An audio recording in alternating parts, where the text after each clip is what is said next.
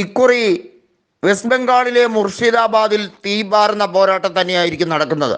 മുർഷിദാബാദിൽ CPIMൻ്റെ സംസ്ഥാന സെക്രട്ടറി ആയിട്ടുള്ള മുഹമ്മദ് സലീം തന്നെ മത്സരിക്കും.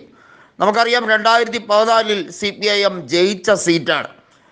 ആ ജയത്തിന് ശേഷമായിരുന്നു 2019 ഇടതുപക്ഷത്തിനും കോൺഗ്രസിനും കനത്ത ആഘാതമേറ്റത്. ഇടതുപക്ഷത്തിന് ശക്തമായ വോട്ട് ഷെയർ ഉണ്ടെങ്കിൽ പോലും അവിടെ ജയിച്ചു കയറാൻ പറ്റുന്ന രീതിയിലുള്ള ഒരു പോളറൈസ്ഡ് വോട്ടില്ലായിരുന്നു. അതായിരുന്നു ഇത്രയും കാലത്തെ ഏറ്റവും വലിയ പരാജയമായി കണക്കാക്കിയിരുന്നത്. എന്നാൽ ഇക്കുറി കോൺഗ്രസും CPIMും ഒപ്പത്തിനൊപ്പം കട്ടയ്ക്ക് നിൽക്കുന്ന ഒരു സാഹചര്യത്തിലേക്ക് കാര്യങ്ങൾ പോകുമ്പോൾ അവിടുത്തെ കാര്യങ്ങൾ വളരെ വ്യക്തമായി കഴിഞ്ഞിരിക്കുന്നു. മമതയുടെ രാഷ്ട്രീയത്തിനെതിരെയുള്ള ഒരു വിധിയെഴുത്ത്.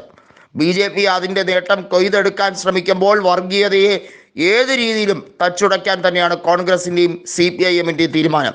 അതിനുവേണ്ടി അധർ രഞ്ജിത് ചൗധരിയും മുഹമ്മദ് സലീമും ഒത്തൊരുമിച്ച് തന്നെയാണ് കൃത്യമായി സീറ്റ് ഷെയറിംഗ് ഉൾപ്പെടെയുള്ള കാര്യങ്ങൾ നടത്തിയിരിക്കുന്നത്.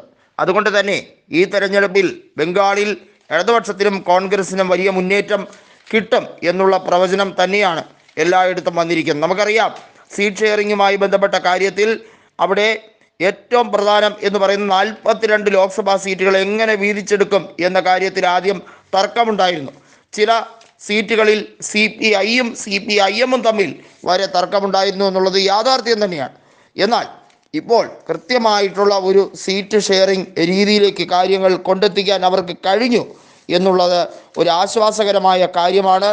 അതുകൊണ്ട് തന്നെ ഇപ്പോഴത്തെ ഒരു രാഷ്ട്രീയ ഗ്രാഫ് നോക്കുമ്പോൾ ഇടതുപക്ഷത്തിന് മുന്നേറ്റം ഉണ്ടാക്കാൻ എല്ലാവിധത്തിലുള്ള സാധ്യതകളും അവിടെ കാണുന്നുണ്ട്.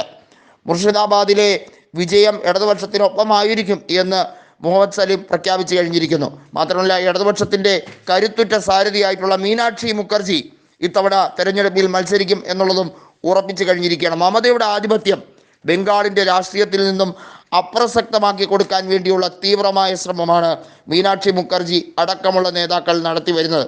നമുക്കറിയാം, ഇൻസാഫ് റാലിയിലൂടെ ജനലക്ഷങ്ങൾ പങ്കെടുത്ത ഒരു മാസ്മരിക നീക്കമായിരുന്നു ഇടതുപക്ഷം നടത്തിയിരുന്നത്. അതിനെ എല്ലാ രീതിയിലും കോൺഗ്രസ് സ്വാഗതം ചെയ്തു.